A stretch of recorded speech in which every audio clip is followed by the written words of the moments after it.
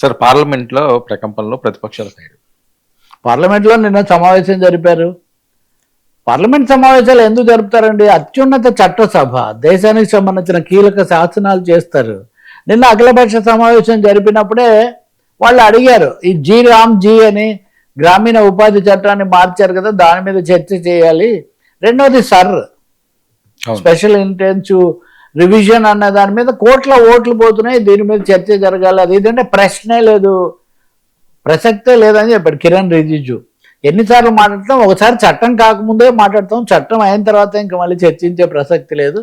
గత సమావేశాల్లో ఈ రెండు అంశాలు చర్చించాం కాబట్టి ఇంకా మేము మళ్ళీ చర్చించే అవకాశమే లేదని కొట్టిపడేశారు. అంటే చర్చకు నిరాకరించడంతో పార్లమెంటు మొదలవుతోంది. కావాలంటే మీరు రాష్ట్రపతి ప్రసంగం మీద జరిగే దాంట్లో ఏమన్నా ఉంటే మీరు చెప్పండి, అంతేగాని మిగతావి ఏమీ అవకాశం లేదు అని చాలా తలుపులు మూసేసి, అంటే చర్చకు తలుపులు మూసేసి ఇది మొదలు పెట్టారు.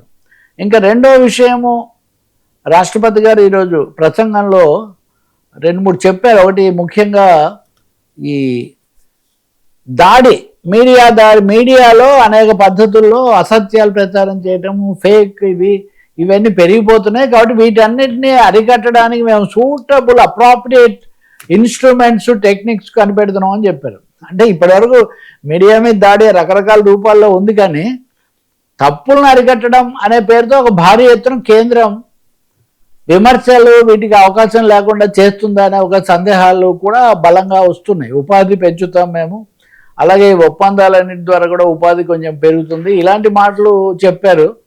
చిన్న వ్యాపారులను మేము బలోపేతం చేస్తాము. రేపు పెట్టే బడ్జెట్ సమావేశం కదా, మంత్రి కూడా అదే బడ్జెట్ కాబట్టి బడ్జెట్ మీద ఫోకస్ చేయండి, అన్ని బడ్జెట్లో వస్తాయన్నారు. సో ఇక్కడ బడ్జెట్లో ఆదాయం పన్నుకు సంబంధించి, అలాగే చిన్న వ్యాపారులను రక్షించడానికి సంబంధించి, భారతదేశ ఎగుమతులు పెంచడానికి సంబంధించి మేము చాలా కీలక సంస్కరణలు తెస్తాము అని సూచనప్రాయంగా చెప్పారు. చాలామంది సందేహిస్తుంది ఏంటంటే, ఈసారి బడ్జెట్ ఇంకా పూర్తిగా అవుట్ రైట్గా కార్పొరేట్ బడ్జెట్ వస్తుంది, అది పూర్తిగా మరిన్ని రాయితీలు, అలాగే ఇప్పుడు ఒప్పందాలు కూడా కుదుర్చుకున్నారు కదా, అది మనం చర్చించాలి. ఆ ఒప్పందాల ప్రకారం చాలా భారతదేశ విపణిలోకి, మార్కెట్లలోకి, విదేశాలకు చాలా చొరబాటు కల్పిస్తారు. అవన్నీ ఈ సభలో వస్తాయని చెప్పి భావిస్తున్నారు. ఇంకోటేమో జమిలీ ఎన్నికల కోసం కూడా ఒక బిల్లు రావచ్చు అనే ఒక సందేహాలు బలంగా ఉన్నాయి.